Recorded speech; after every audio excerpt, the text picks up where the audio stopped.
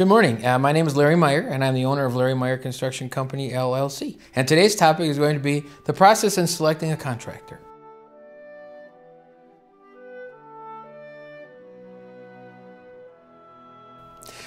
Interesting conversation. I always get a kick out of it. People will come up to us at a trade show, or they'll see us, wherever it might be, and they say, "Hey, I'm thinking about building. What's the cost per square foot?"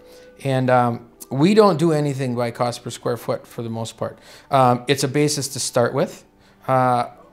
Everything that we do is custom. So we have never built the same house twice. So you're going to have different products. You're going to have different customers. Their likes and dislikes are going to be different. For anybody to seriously give someone a price per square foot, in my opinion, they have already decided what's going to go into your home, and our approach is a little bit different. We're going to give you, a guideline with our approach.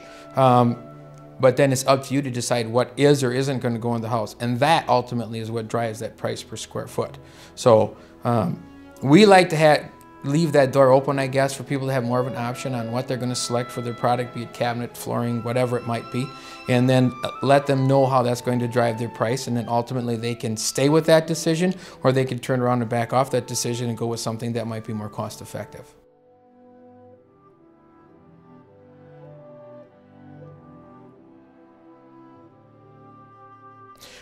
There's a lot of them that do. We use it primarily only as a guideline, and then go through the design process and break the whole project out, and we're going to know what every piece is going to cost you. You're going to know how much is in there for your allowance for your kitchen cabinets, and your cabinet is going to be this wood species with this door style, and so on and so forth. But a lot of them, when you're going square foot, those decisions have already been made for you. And that's the only way they can do it.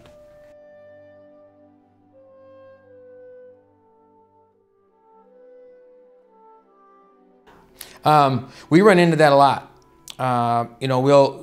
People will have 2, maybe 3 people bid, and it is my recommendation that you don't have any more than that, because you can't keep the numbers straight after a while. But people will come in, and there's ways to make your number look real rosy. And then when it comes to the end of your project, then you're going to have some real tough conversations, because your project is going to have considerable cost overruns, or you're not going to have liked what was included.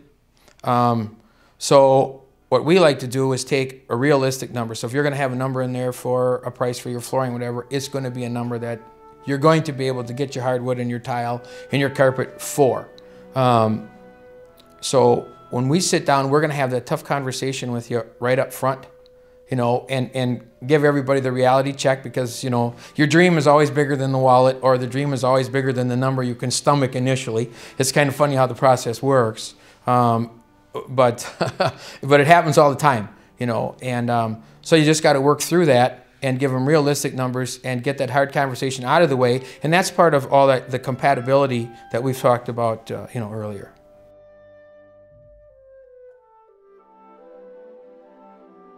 Comparing bids can be actually it's hard. It's hard for us who are in the industry, and so it's even harder for the customer themselves. We always offer the opportunity to the people that we provide a bid for, if they got a second or third bid or whatever else, I'll sit down with the numbers. I don't care what the other person's number is, but to go through the process to make sure that you're getting apples to apples, and that's probably the hardest part in any bid. To get true apples to apples, you have to have a design that is A-specific. You're going to know what your trim is, what your doors are, what your cabinets are, and so on and so forth.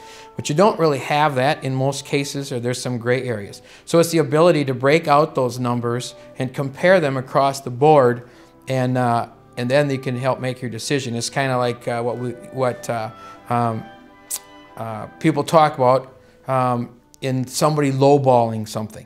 They make it look real good up front, and then when you break it all out, this isn't included, or that isn't included, or I included this, or I included that. So when you get people who are only going to look at the bottom line number, and that's the only question they ask, it's kind of an invite to a real awakening when they get to the end of the project.